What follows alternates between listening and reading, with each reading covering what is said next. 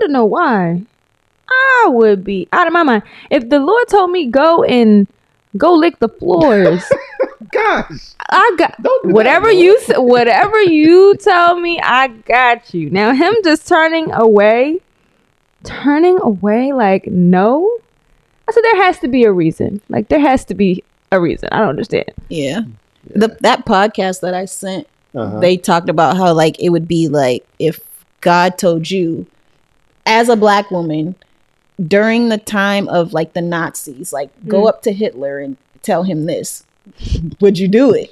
I'd be scared not to do it. I feel like there would have to be a consequence worse than what it would be of me going up to Hitler for God to These tell me are to people do that it. are skinning people alive for less. And you're going to come and tell them that God thinks they're evil. Oh my God. I know. And you also, I think as we go, we know that Jonah knows that sometimes God forgives people. So there's two things here. Either I do it and I die, or I do it and they're saved.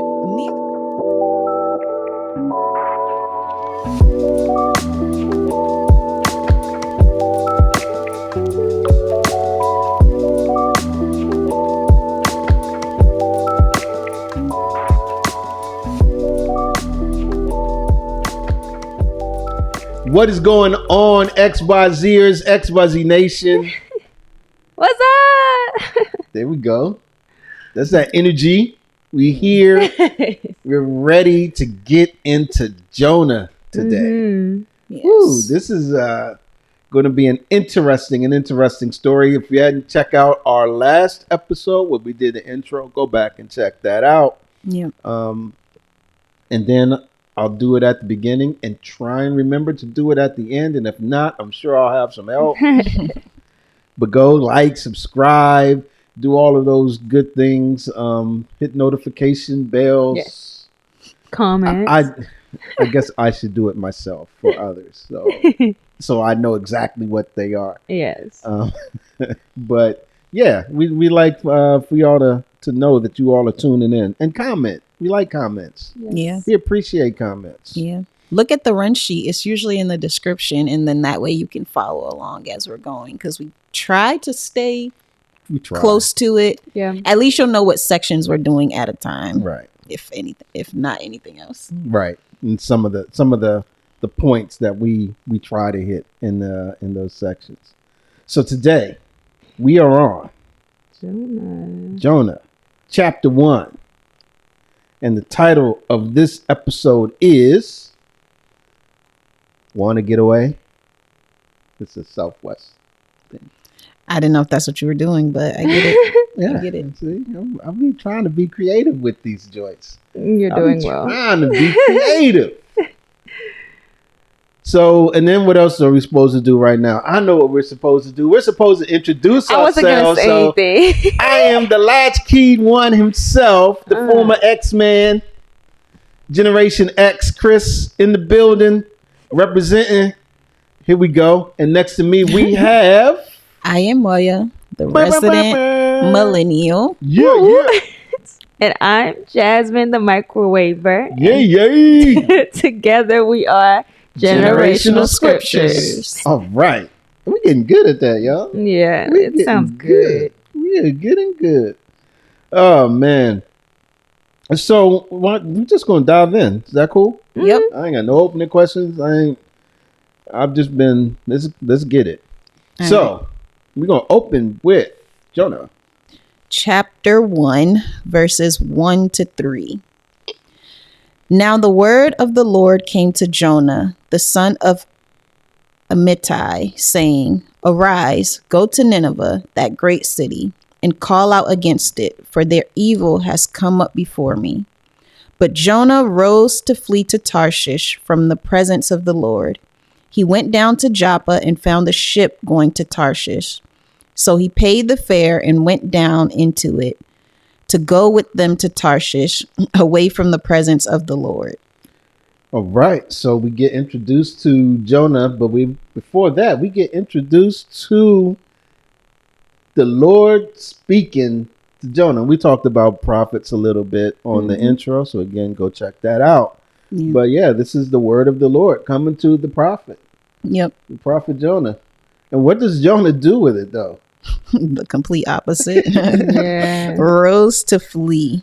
Yeah, which is weird for prophets, right? Because generally a prophet would hear from the Lord and they would go and do what the Lord says to do. But in this case, Jonah does the opted out. complete opposite. Yeah. So I think we got to start. If we step back, what was the Lord telling Jonah to do? To prophesy? Yeah. Proclaim. Well, when I was a little bit confused, but when I went into like the Amplified Bible, it said he was supposed to go and proclaim judgment against the city. What does that look like? I've never heard that said, like that term before, to proclaim judgment. For me, I would say it means that he's telling them that, first of all, God has seen that what you're doing is evil, and most of the time God destroys nations like that. So I guess he's giving them a warning to say, okay, hey, God has noticed you guys and what you're doing is wrong. Okay. Yeah, exactly. All Exactly. right. And so that's really to round out what God is saying. He's saying that I've seen Nineveh, I've seen their evil, and I need you, Jonah, as a mouthpiece for me to go and proclaim that judgment is coming, to prophesy against them. And prophecy was whatever God told them to say. So, and then when we get later, and I believe it's chapter 3, we'll actually get to the words that Jonah says to Nineveh. Yeah. So, all right. I thought it was interesting that, okay, a couple things.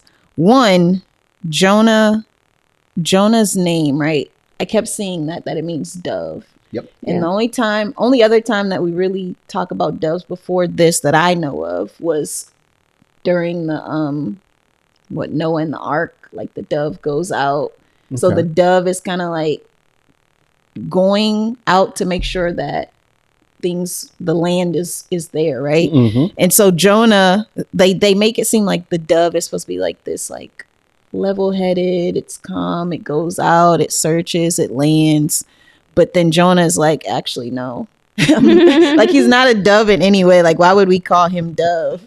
Right. And then his dad's name meant faithful. So it's supposed to be like faithful dove, like the word play. Like, is it similar to when we talked in the Ruth story where some of the things the author was putting in there to make you think like, oh, this is the setting up the scene and giving the names based on the person's character. But then Jonah is not matching this character. He's doing the complete opposite of what these names mean. Especially if you think of dove as peace and like rightness and it's like good things, and Jonah's doing the opposite. Yeah. And I think Amittai is there is really to distinguish between this Jonah and anyone else who's named Jonah. So his name may be faithful, and that's good, but I think the reason that they put son of, or father of this person, even when you read other prophets, they'll state things like where they're from,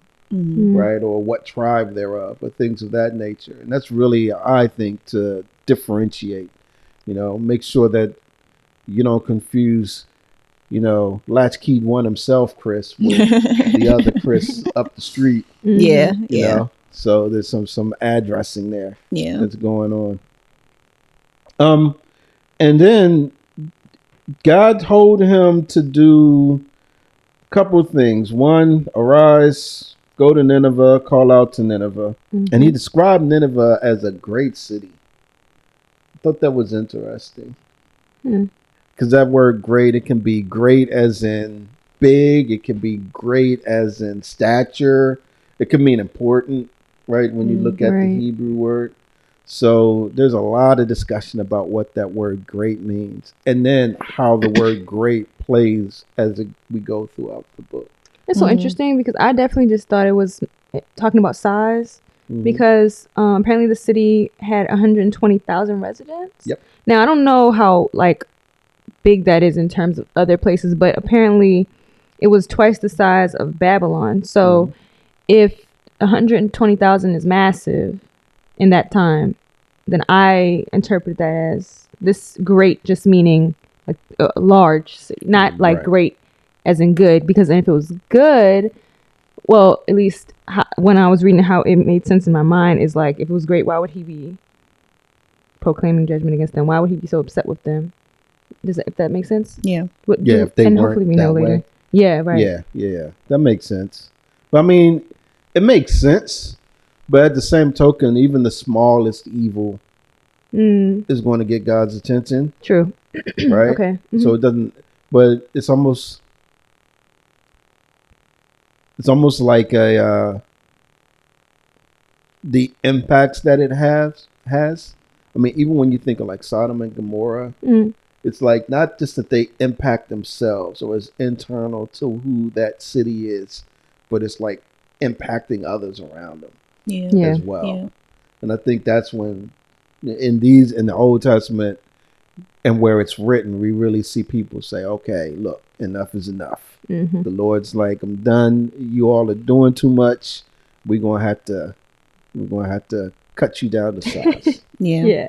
And I listened to, I don't remember who it was, but they were basically saying that Nineveh was one of those places where they were overtaking other territories, but they weren't doing it. They weren't doing it in a nice way. Like they were being like ruthless, like skinning people alive, like doing things that were just not okay. Yeah. Yikes. Yeah. They were considered very, very cruel and considered enemies of Israel overall, right? So, yeah, I mean, these weren't good people. Yeah. But and yeah, we can say that. But God was still saying to Jonah, go to this city of these people and tell them that judgment is coming. Yeah. Which is interesting. All right, so we talked about that. We said already that Jonah flee. What do y'all think about the fact that Jonah was like, nope, I'm out, deuces? I want to know why. I would be out of my mind if the Lord told me go lick the floors. Gosh, I got don't do whatever that, whatever you tell me. I got you. Now him just turning away, like no. I said there has to be a reason. Like there has to be a reason. I don't understand. Yeah. That podcast that I sent, Uh-huh. they talked about how like it would be like if God told you as a black woman during the time of like the Nazis, like go up to Hitler and tell him this. Would you do it? I'd be scared not to do it. I feel like there would have to be a consequence worse than what it would be of me going up to Hitler for God to These tell me are to people do that it. are skinning people alive for less. And you're going to come and tell them that God thinks they're evil. Oh my God. I know. And you also, I think as we go, we know that Jonah knows that sometimes God forgives people. So there's two things here. Either I do it and I die, or I do it and they're saved. Neither option. I don't want any of this to happen. Like, I don't want to be a part of none of it. Yeah. Okay. Yeah. I don't know. I guess it's just the fear of God that I guess I would be terrified if God told me to do it and I didn't. I don't know. I just would be terrified. I don't know. It would just have to be a sacrifice. I would have to sacrifice myself because otherwise it's like you would be sacrificed anyway, which we see later. So, I mean, there would be there's a great consequence to disobedience. So I would just be scared. I don't know. I won't be able to turn my back. Yeah, I think we have to also think about it like, how many things does God tell us to do that we don't do now? Because we all sin. So if you're saying this is how strongly I feel about it, that means you probably wouldn't do any sins because God has already instructed us not to do those things. It is true. So how scared are you really? Because sometimes, God will forgive me. I'm all right today. Like we all think like that. Like it's easy to be like, no, if God told me, like, but God has told us a lot of things That's that true. we do not do. Yeah. As much as you want to, as much as you want to say, at least I know for me, there's things I might be like, man, just today, let me go do this one thing that I wanted to do. Yeah. Let me go turn up once. This Yeah. is One time. Yeah, exactly. Like people do that, and you can't. It's not good, Yeah. and God is not pleased by it. But it still happens. We're human. We have the sin nature. Like we're gonna do things that we're not supposed to do. Yeah. So, what's interesting to me though is that I do not think that there was any other prophet that when God spoke to them and told them to do something, They said that no. they were like, no. You know what I mean? Yeah. I mean, even, all right, so even Mary in the New Testament, when the angel, I can't remember which it was, Michael or Gabriel, one of them came up and said, you will be a child of the Lord, and the Holy Spirit's going to come and hover over you. And she was like, how am I going to have a child? I've not known anyone. I haven't had sex before. And he explained everything. And she was like, okay, I'm here. Yeah, but I feel like, feel like crazy to me. I don't know. I feel like that's easier to accept. It's easier for me to accept a virgin birth than to go up to somebody who hates me and I probably hate them too. Okay, first of all, it was probably an honor for her to have this, right? Because I don't know if this was something that was prophesied.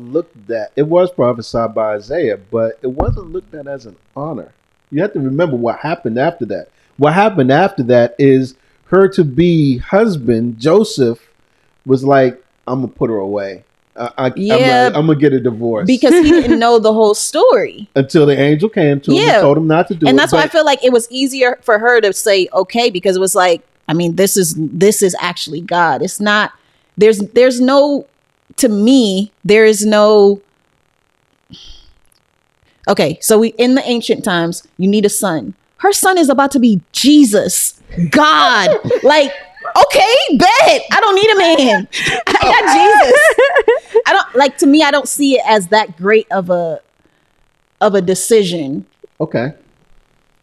Her story. Like there's other people who have said, and maybe I don't know all the prophets and all the things they've had to prophesy that have been on the level of this, where it's like, well, they still did it.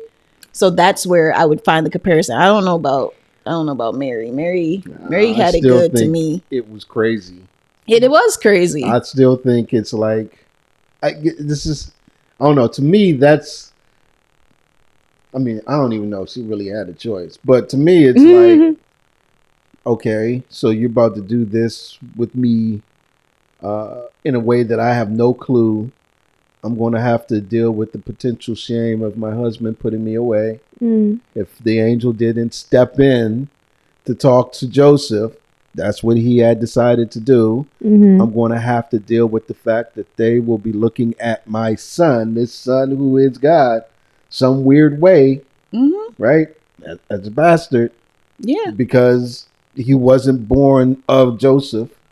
So people may be thinking that I stepped out on him. So now my virtue is. So, I mean, there's some consequences to Mary doing this that I don't think, some of them come out in scripture, but some of them are just due to the time. Is it as bad as potentially going to get killed by someone who you have to go and prophesy to? I think it depends on the person. Yeah. To me, the Mary thing is a bit more extreme than me having to go up to somebody that, maybe known for doing some heinous things and saying, you know what, if you don't stop, God's going to get you.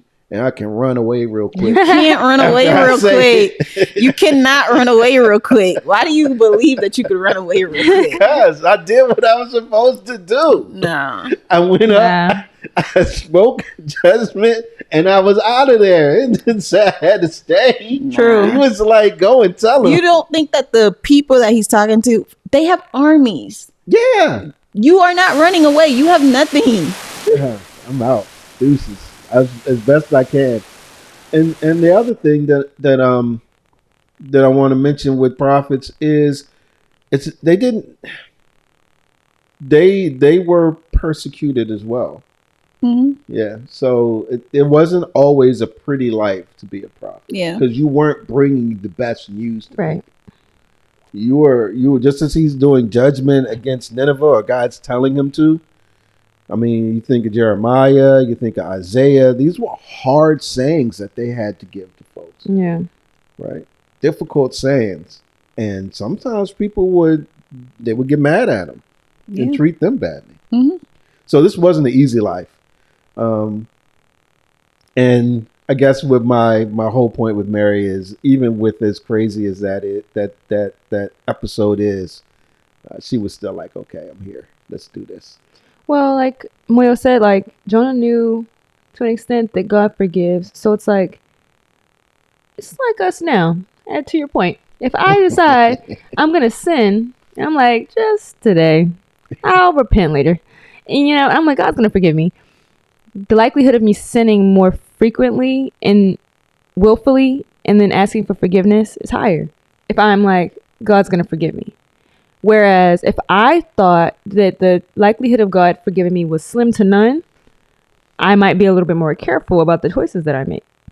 But that's not the case. God's going to continue to forgive if you repent and you come back and ask for forgiveness for your sins. So, I don't know. Maybe he was just like, hey, what's the worst thing? What's the worst that could happen? Yeah. I don't know. I think we got to talk to Jonah if he made it to heaven or not. I don't know if he made it after this whole scenario. But I'm going to be defiant. I just want to read this real quick because and I know that you all aren't speaking of it in this way, like the decision to do it because I know that God will forgive. I know that's sort of a play, and it's a bit of an exaggeration, but I want to read from Matthew 4, verse 5. It says, "Then the devil took him," talking about Jesus, "to the holy city and set him on the pinnacle of a temple and said to him, 'If you are the Son of God, throw yourself down, for it is written, He will command His angels concerning you, and on their hands they will bear you up, lest you strike your foot against a stone.'" And Jesus' response, Jesus said to him, "Again, it is written, you shall not put the Lord your God to the test." Right? Right. So you have to be careful with being like, the Lord's going to forgive me. Testing them. Right. Yeah. Because, He's a Lord. So I can go and wild out for a day or two. Yeah, no. Right. And again, I know that's not what you're saying, but I just want to make sure we're tempering what we're talking about. You know what I mean?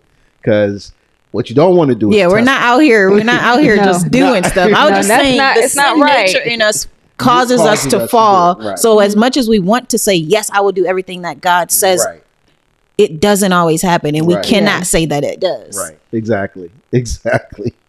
I don't want to test them. Yeah. And I feel like sort of is that what Jonah was doing? Was he testing them, you think? That's what I was getting at. Okay, like, I kind of feel like, in a way, and it could have been unintentionally testing him. Like, not like on purpose, like, I'm just gonna test the Lord and see what happens. Not like that, but more so, hey, what's the worst?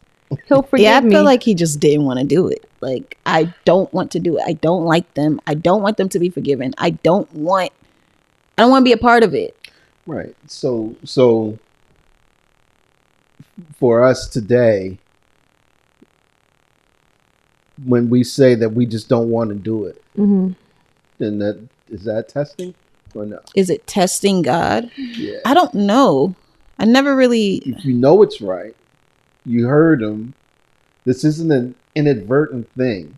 What Jonah is doing is purposeful. Because when it says he's fleeing, he's fleeing from the presence of God. He is trying to get away from the presence of God, which means he's trying to get away from any place where God is worshipped or known. Right? And then when you read Psalm 39 and it talks about the writer says, if I go to Sheol, you're there. If I go out to the parts of the sea, you're there, right? You knit me in my mother's womb. You were there when I was created. You know, as a believer, that you cannot flee ultimately from the presence of God. Right? But Jonah's like, nope, I'm out. I'm going in the opposite direction, and I am fleeing in the presence of God. Mm.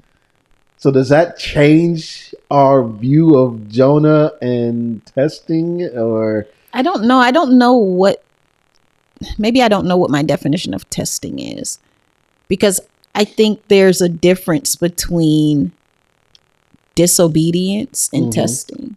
Okay.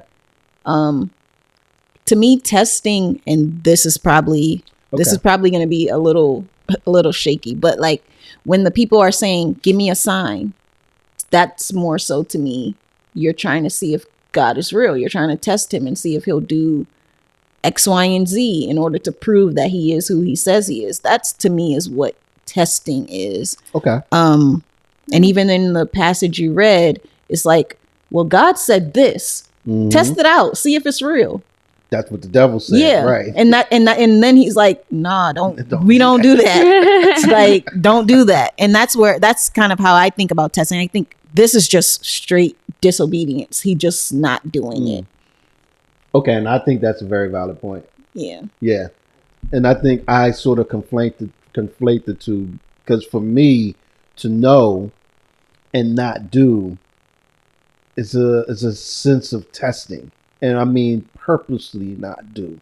Yeah. Right. Willful So I know disobedience. that as we are, so if I bring it to today's time, we are believers. We are to be in our word to understand what's required of us.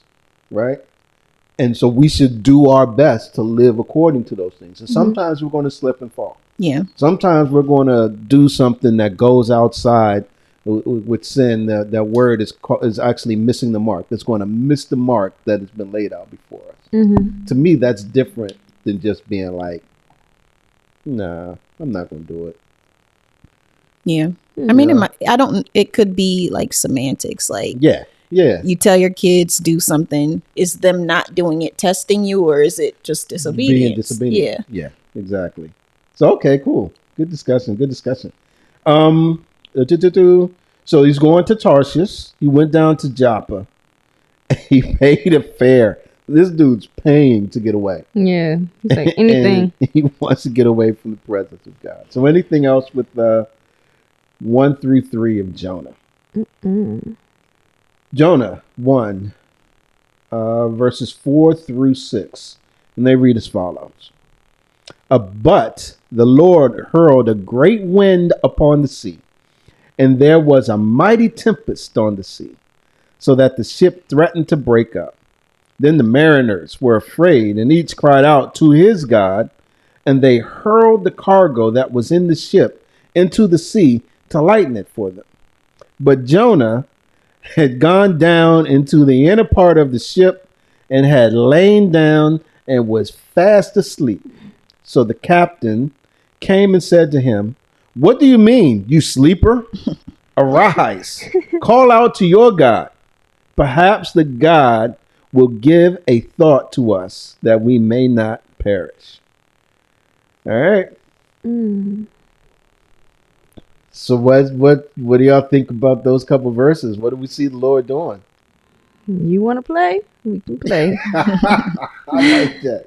Oh, you want to go there? You want to go? So all right. Let's get it. And this isn't the first time he's hurled a great wind and rocked the boat. Because I saw it's Psalms 107. I was like, dang, this is a strange parallel. Like almost the same thing with the wind and being like the currents being crazy and the ship looked like it was gonna flip. So I'm like, why? And so now we go back to the testing thing. Like, now why would you put yourself in the position? Now God has to show you, like, disobedience comes with consequences, severe consequences. What are we doing? I don't know. And it's consequences not just to him, but everybody. Everybody involved. Yeah, that's the crazy part, that they all got it. But it's also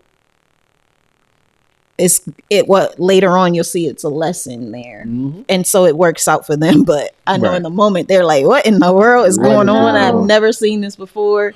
And these are mariners, like they're supposed to be avid, sailors or whatever, Yep.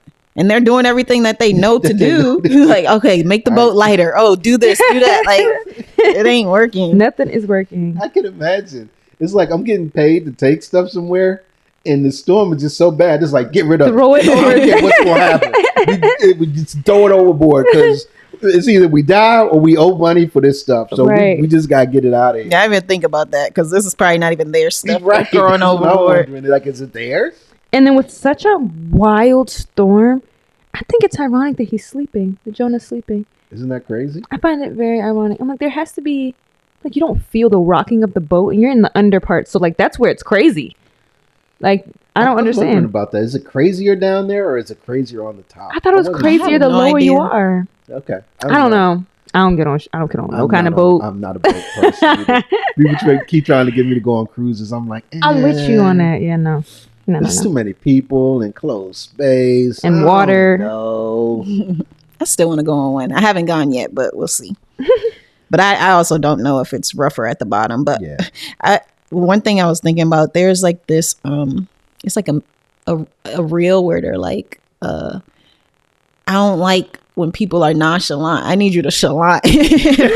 And I was like, Jonah had no chalant. Like, he didn't care about none of these people. Like, I don't sleep. I don't care what happens. I don't care about you up there. I'm chilling. That's funny. He's like, I'm just down here. I'm asleep, Yeah. man.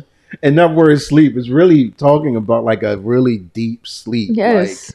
Like you going into anesthesia is how I understood it when I read it, right? So it's a really deep sleep. Jeez. One thing to point out, just if we take a step back, and we talked about this in the intro. I think this is an overt action of God, and is this the first time we've seen this like this overtly? I know that God caused the famine, but it didn't seem as sudden or as direct action that God did that we see here. Yeah. Right. So that, to me, that was interesting that we see God working in creation. We see God causing a storm, and it's like he hurled the wind, and the wind then caused the tempest or the storm. And it also makes me think of Jesus in Mark, where the disciples are on the boat, and I want to say that Jesus is asleep, and they wake him up because they're scared they're going to perish. And these are fishermen, so they may not be mariners, but they're acquainted with an understanding of the sea and storms and what it's like out there. And then Jesus gets up and he tells the storm to be still. Yeah. Peace, be still. So it's almost like the economy. One is starting one up right on one side, and then on the other side, it's actually calming the seas and the storm down. So I thought that was cool. Yeah. And it's also cool to see God acting in this storm. I think the other thing with the mariners and their experience is that this is you saying they're like, okay, we got to do whatever we can, but they probably haven't seen a storm like this before, was one of my takes. I don't know what you all thought. Yeah. But I was like, this must be pretty crazy for them. All right. So anything else from these verses? Yeah, something else. I didn't even notice it in the run sheet until but I'm doing my little comparison now. I was interested in how he said, calling your God little g. I was like, okay, so we're not talking about God.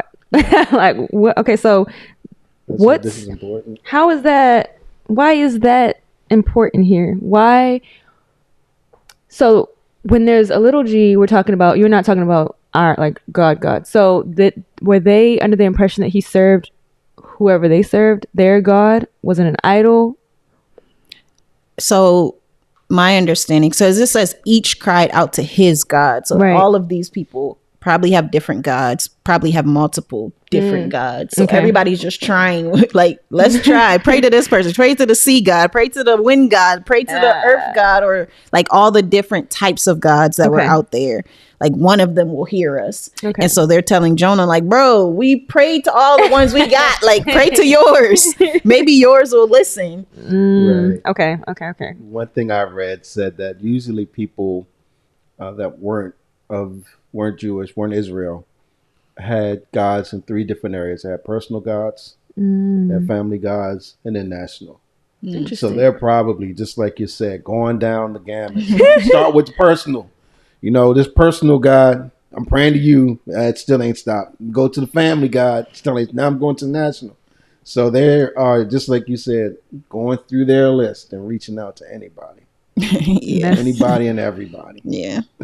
Also, it's a lot of parallels that I'm thinking of in Acts 17, Mars Hill, when Paul goes there. He noticed as he was walking through that there were statues to all of these gods. And there was even a statue to the unknown God. Yeah. Right? So if I don't know if I can, but I'm going to transplant that back to this time period. And I think it is a valid comparison. They're like, Jonah, you may know a God that we don't even know about, which is what you just said, right? And so you see those parallels there as well in the Old and the New Testament. So yeah, that's interesting. That is interesting. Thanks for bringing that up. All right.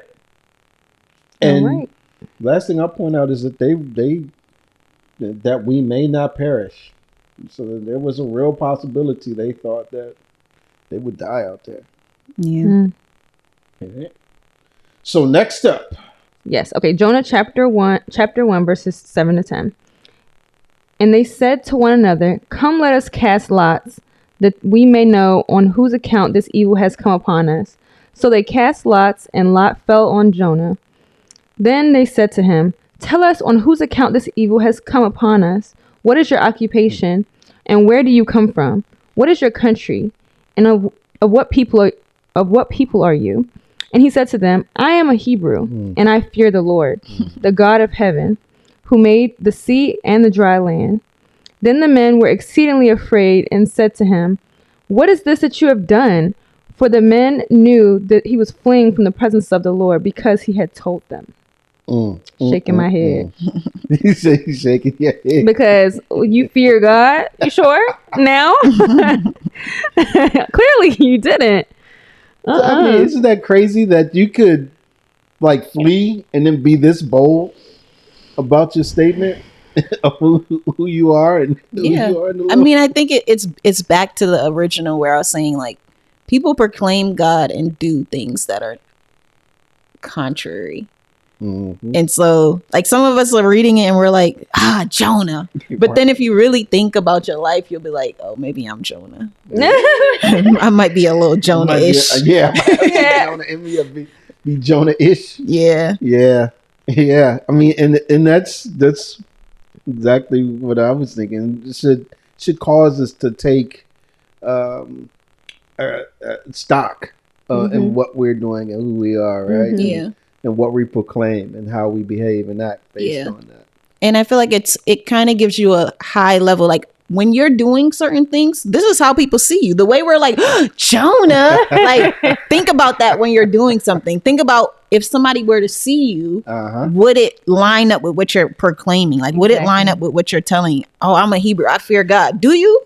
Right. The same way you said, do you? When you're doing something, be like, do people think I fear God in this moment? If somebody saw me, would they think that I feared God? Right.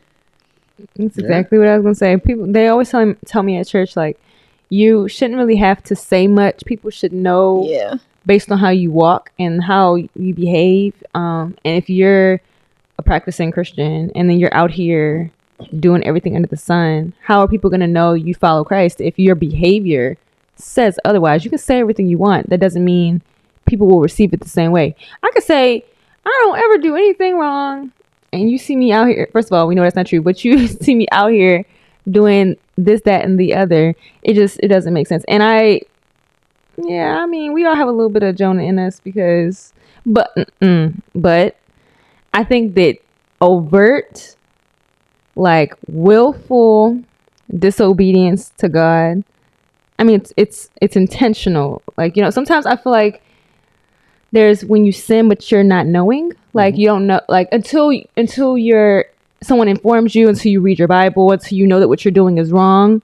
I feel like that's one thing versus I'm going to make a conscious decision to go out here and do the opposite of what I know is right. Granted, all sin is equal, but still, looking at Jonah like, you made a choice. I don't know if I have willfully sinned and be like, God.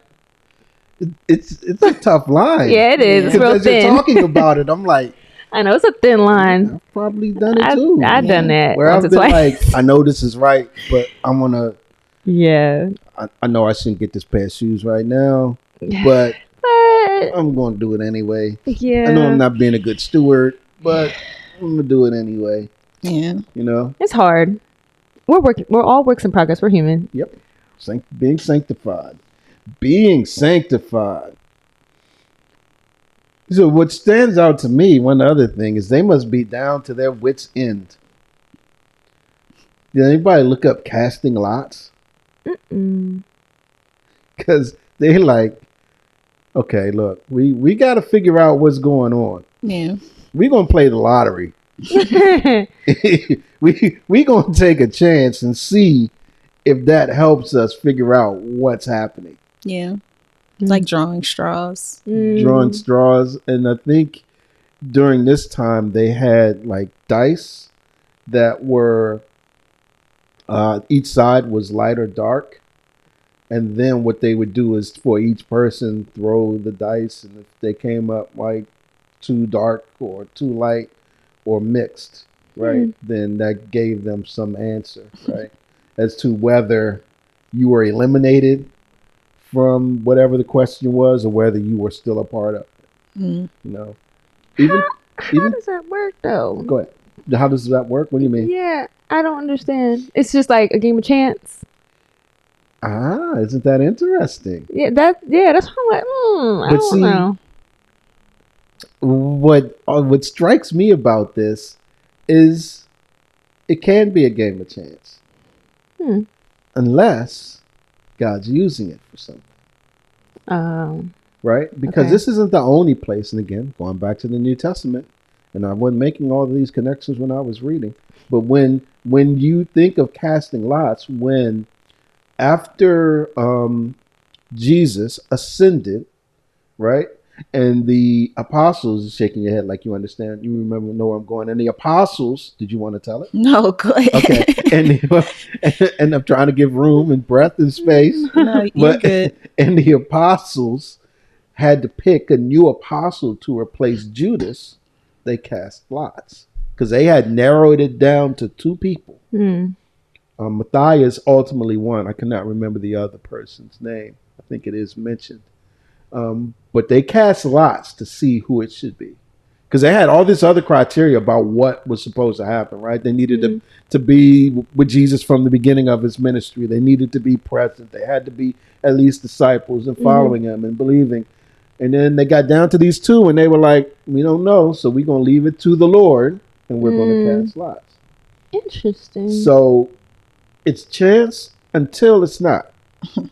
It's chance until... So it's two ways to look at it. It's chance until it's not, or it never is chance. And God's always in control. And what we think is luck, what we think is chance, is God actually working. Right. Okay. Right. I can get with that. Yeah. Yeah. So that to me is interesting. And the fact that it fell on Jonah, who was the reason, it's like, all right, God's still working, still working. I see that. Yeah. And then, what do you think about their interrogation of Jonah? When he said, "What's your occupation?" I was like, "Why is this relevant?" I mean, I guess it could be, but I just was confused by the questions. Now, when it came to, let me see which one it was exactly. What is it that you've done? Yeah, I would be asking the same thing. And what people are you from? So it gave me the impression that those were how you said there's like certain things you have to narrow down, like there's certain criteria that you have to, like boxes you have to check. Is the people that he's from relevant because they have an impression that certain people they come with, what is it? I don't know how to explain it. Like when people come with baggage, like things that you know are going to be wrong. We cast you out because we think that you're evil, or you could jinx us. You know what I'm saying? Mm-hmm. Is it that? Why is that? Why that's relevant? Or like what country you're from, your occupation? Like why are those things what they chose? Yeah. I don't have any answer. You know, I think it's just because they're trying to understand who Jonah is. They didn't ask these questions when he got on board. No, it doesn't seem Why like would it doesn't you? seem so. You don't get on a cruise ship and be like, where do you work? What Right. school do you go to? Like, where are you coming from? I don't know. Yeah, and there's some ramifications with these, right? What's your occupation? Are you a priest? Are you a woodworker? Where are you from? Oh, I'm from Israel. Well, that you've got your own set of gods. Okay.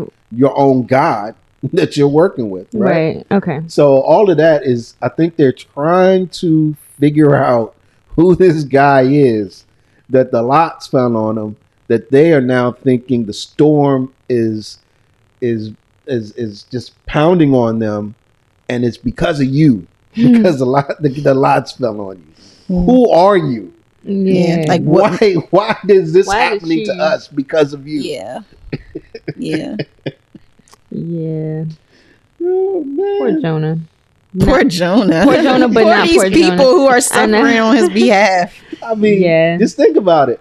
He's like telling Jonah in the last set of verses, get up and pray to your God so that we may not perish. We are about to die out here. Because of you. We cast lots. It lands on you. You gonna have to tell me who you are and why I'm about to die out here in this sea because of you. Yeah. No, true. You seems gonna like- have to let me know. I would say it seems like so much time is passing though. Yeah. Like y'all had time to throw stuff overboard. Y'all had time to pray to everybody. Right. Y'all had time to go wake him up. Yeah. It seems like are y'all about to die or Hey, I mean, you're probably still panicking, but Yeah, yeah, yeah. it seems like it's so slow to us. and actually, I have a map. I'm gonna put it up. I guess I'll put it up now. That shows sort of the travel of what the. I don't want to say it's definite, but the supposed travel of the ship, and it's traveling a long way, Sheesh. and it's traveling along the coast, not too far off from the coast. Okay. So I'm gonna put that into the video. We'll put it in. Just If so you're not a people get an watcher, idea. you need to come watch so you can see the yeah, I forgot. visuals. Some people don't watch these. You just listening. They just Yeah. listen. It's okay to So, it's okay to listen to. If you listen, yeah, it's a long way. If you watch, you'll actually see it on the screen. Can we put the link? Is it like something you can link? I pulled it down from my Bible software. Oh, okay. Well, guess you got to go watch it. Try to help y'all out. That's it. Yeah. I don't know. I might be able to find it. If I can find it, I'll put the link in. So yeah. So they're really questioning, and then I guess Jonah spills his life story, Mm-hmm. right? And their response to him fleeing is crazy. Did that strike you all as interesting too? Like, what have you done? Right. I think they're also just they were afraid, and now they're even more afraid because they're like, if his God reacts like this, like, do you not know your God like that? Like, what's up? What have you done? Like, Exceedingly afraid. They're exceedingly And afraid. don't miss the exclamation point. I mean, to me, this is, what is this that you have done? Yes. yeah, How can you, as being from Israel, with the God of Israel, and him telling you to go one place, you act like it's okay to run to a complete different area. yeah. I would imagine that he probably told them he was a prophet as well, because he told them that he's fleeing. Mhm. He Yep. probably had to tell them why, because all these questions again, like, what is your occupation? His occupation is he's a prophet. Like, that's supposed to be your job. And so, yeah, they're probably like, boy, What are you doing? you should know better. I wonder what that looks like on Indeed. I foretell the word of God. I foretell the word of God. Oh man, but yeah. So the incredulousness. Look that word. I don't know Yeah, that that's a word. big one. I think I used that correctly. But the audacity of Jonah to go in the opposite direction is not lost on these mariners, Yeah. who, one, don't worship the same God as Jonah, but realize because of circumstances. And I want to say because of who he says he is, that he is of Israel, basically, and serves the God of Israel, that it's like, this is you a real one, because this is crazy. I don't know too many people that would have done what you did. Right? Oh man, so we're getting into the thick of it. Anything else on those couple of verses that you want to touch on? All right. Next up. All right. Jonah chapter 1, verses 11 to 16. Then they said to him, "What shall we do to you that the sea may quiet down for us?" For the sea grew more and more tempestuous.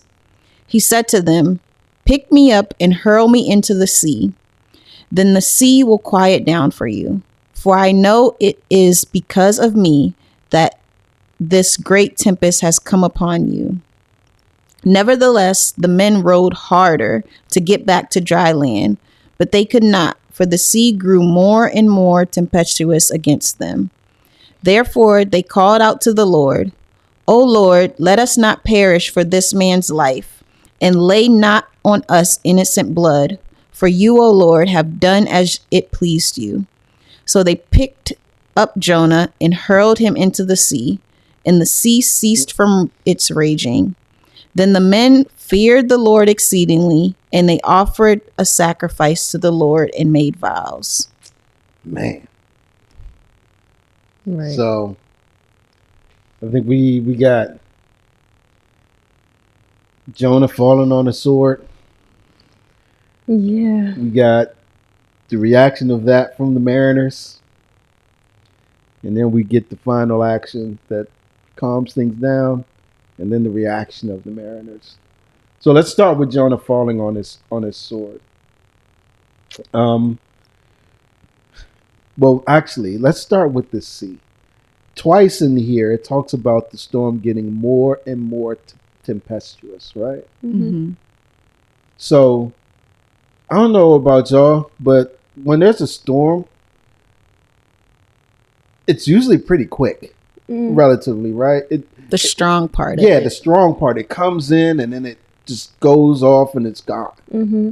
But here, to your point about this being a long time, it's like it seems to like it's getting worse and worse with no end in sight. Like Yeah. I don't know whether they're traveling at day or at the night, but even either way, I can't see the opening in the clouds far off because the storm is ending. Or I can't see stars off in the distance where the cloud breaks. It's just like it's getting worse and worse and worse and worse. And they're probably fearing for their lives more and more and more and more. So the storm is playing a big role. It's like its own, as I like to say, actor, right? Its own actor in this. But then what do you all think about Jonah's response? Jonah's statements? I was curious as to why he decided that throwing him into the sea was the best option. Like, to me, it was like, give me to God, sacrifice me. I'm the reason. Just in order for this to settle down, you guys are gonna have to toss me. But if he knew that he was being deliberately disobedient, and now I was like, maybe it was the fear of the men who made him say, you know what, just give me up. I'm the cause of this. This is the only way it'll settle down. Like, what provoked that? Pick me up and hurl me into the sea. That's kind of a lot. That's a big, like, you could drown. We didn't know the fish was gonna come along. Like, you could be dead. Spoiler alert. Spoiler alert. Oh my God. Now you good. I think when we get into chapter 2, I have a theory, but it's not present here yet. Here, I would just say, just from looking at it, that he's still fleeing. Okay. He's like, throw me overboard. It is what it is. Like, y'all will be good. I'll still be dead. Like, I still won't have to talk to these people. That's my initial, like, what I was thinking. But I also thought, like, why not row back to where you're supposed to be going? Why not tell them, take me to Nineveh? Right. Wouldn't that make more sense? And you would be saying it in the presence of God and these people, like, in order to solve this problem, I need to go prophesy to Nineveh. But he does not want to do that. True. That man is like, no, throw me in the water. I'll be all right. As long as they don't get saved, I'm good. I didn't think about that as him still fleeing. That's a good point. Yeah, I agree. I think that he's resigned himself to being dead. Mm. He's resigned himself to the fact that he's going to perish. And people in Nineveh must be terrible. He's like, anything, I gotta kill me. No, I'm not heading there. So yeah, I agree with you. I think that he's just like, nope, I'm out. Deuces, toss me overboard. Wild. Just like you did the cargo, toss me. Lighten the load. Toss me. And so that's his stance. And what do the mariners do? And why do you think they do it? They fear the Lord. No, but I mean, after he said toss him, they say no. Like, no, we're not doing that. We're gonna keep trying. Right. Why do you think they do that? Yeah, I feel like they have to fear the Lord to some degree, because they are now like, okay, this God controls the land and the sea. If we kill somebody, I don't think this God is gonna like that. So why would I want to anger the same God who is angry at just one man right now and is like messing up the seas? We can't do anything. We can't fight against him at all. So why make him more angry? Yep. Okay, yeah. Why do I want to have this prophet of this God's blood on my hands for tossing him overboard? And so everybody thinks that this is a death sentence. Basically. Yeah. Mm. Everybody thinks that when he goes overboard, if he goes overboard, there's no way he can survive. Yeah. So instead of making this God angrier, we gonna roll as best we can. But then the storm comes up again, and it gets worse and worse. So it's like, I can't win for trying. Yeah. Right? Like, well, last resort. What do they wind up doing? Tossing them over. They toss them. But they plea first. Yeah, thank you. Yep, exactly. Or pray, I should say. Or both. Right. So they said, "O Lord, let us not perish for this man's life, and lay not on us innocent blood. For you, O Lord, have done as it pleased you." Any thoughts on what that might mean? What they're getting at there? We've done as you would have had us do. Mm-hmm. And lay not us innocent blood for you. Right. It's just, don't let this man's blood be on our hands. Right. This is for you. We are doing this as you have instructed. Right.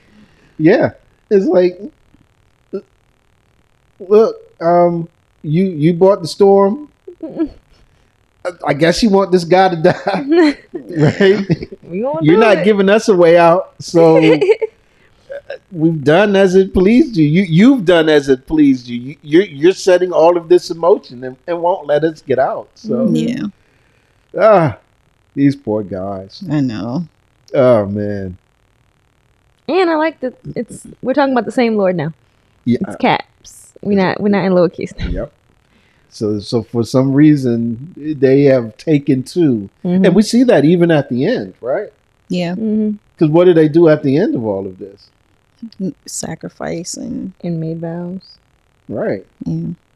So they I'm not sure if that means that they believe, but they've come to some realization that this is They probably are like, I need to add this Lord to my roster. I was about to say, if this is the Lord that's causing all of this, as Moya said, we praying at that one so we can calm this down. Right. Yeah. Like, hey family, we got another God to put on the roster.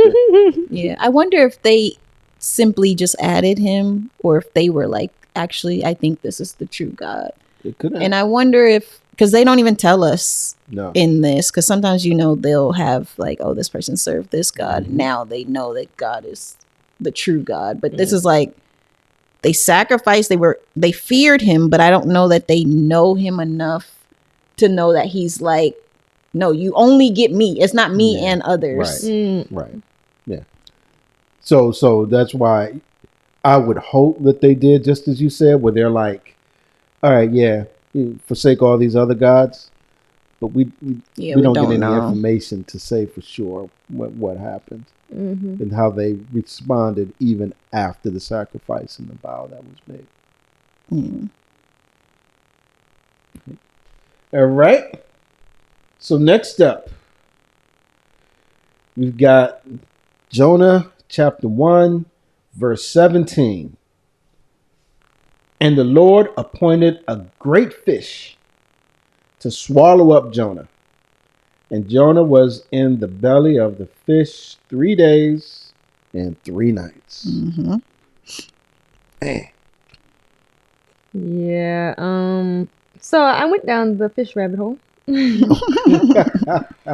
and it go. I remember how before we were talking about whether this is just like a parable or if this is like something that could really happen.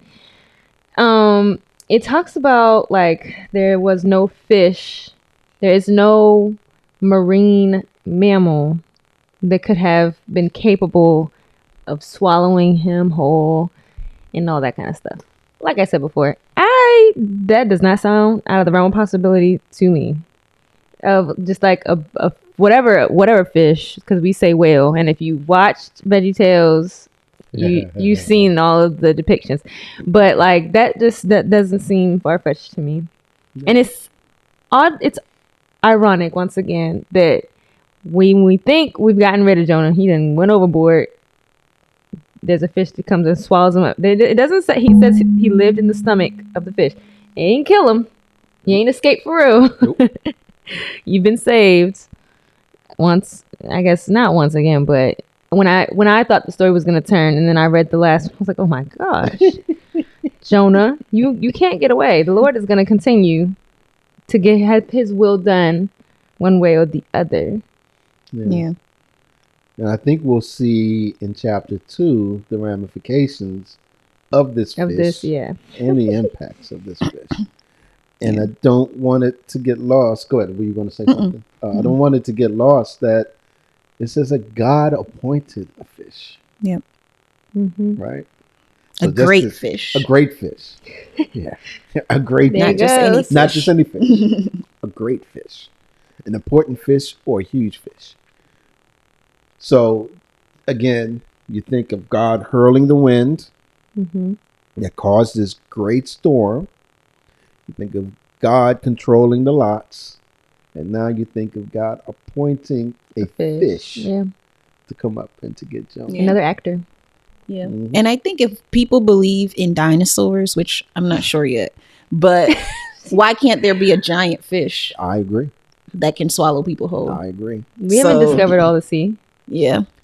And even if we have, like, it could be one of those that became extinct. We'll know when we get to heaven. Right. I think in because we talked about this in the intro, right? Is this a parable? Do people think of it as an allegory and I still tend to lean towards this being a true story. Yeah. It's miracles. It's miracles that the Lord can do. Yeah. So it's a miracle that this fish came. It's a miracle that he stayed in the belly of a fish and didn't get digested for 3 days and 3 nights. Yeah. That's how I take it. And we said this in the intro again. There's evidence that people will bring up to the contrary. The use of the word "great" people will use to say it's like a hyperbolic type of thing. But I still tend to believe this is being true. And as you said in Matthew 12, Jesus speaks of this experience, and there's the whole thing with Jesus talking in parables. But at the same time, I don't know. I just, real or not, I mean, the lesson remains true. Yeah. Yep.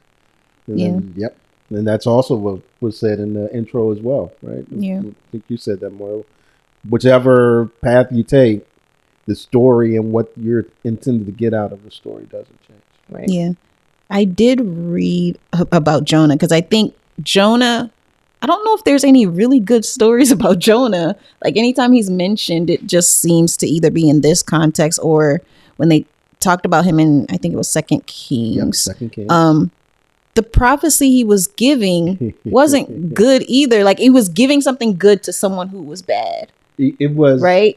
Yeah, Jeroboam was not a good king. Jeroboam was the second, and Jonah prophesied that he would get land. Like, why are you always on the bad side of the story? On the wrong side, exactly. But again, he's a prophet, so it's not him doing it. God allowed that to happen. God said, "Go give this message to this man." But why? Why it got to be Jonah? Yeah, that's interesting. And because when you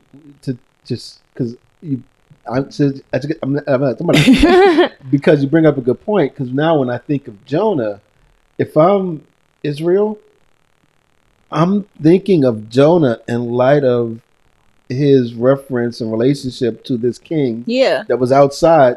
And so now I've got this story, I've got the king's story, and how am I to look at Jonah if I am of Israel? If I'm a Hebrew? And now that you even said that, it makes me think, is that more reason why Jonah doesn't want to do this? It's like, I already did one thing that people may look at me funny about. Maybe. And now you want me to save the people that my people hate. Right. Or not save, but talk to the people that my people hate. Like, I don't win. I get looked at as a traitor, kind of. Like, I keep doing what to us feels not good. Yeah. Mm-hmm. Like, we want to be the chosen people by ourselves. We don't want everybody else coming with us. Yeah. Especially the people that are against us. Yeah. So I mean, those are big things that carry over even into today. I think the sort of selfishness that we can have and the way that we look at others, and their need to hear from God. So, yeah. And we'll continue to impact that as we go through. Yeah. So any final thoughts? Anything that you want go backs? Thank you all for the discussion. Thank you all for the diligent work and the reading and all the fun stuff that we get to talk about. So again, like, subscribe. I remembered this. Good job. Like, subscribe, hit the notification bell, let you know when we got episodes coming up and all that good stuff. We are glad to be before you once again. It's Generational Scriptures. I'm Chris. Next to me is Miss Moyo, and next to her is Miss Jasmine. And with that, we will see you next time, and we are out of here. Deuces. Bye.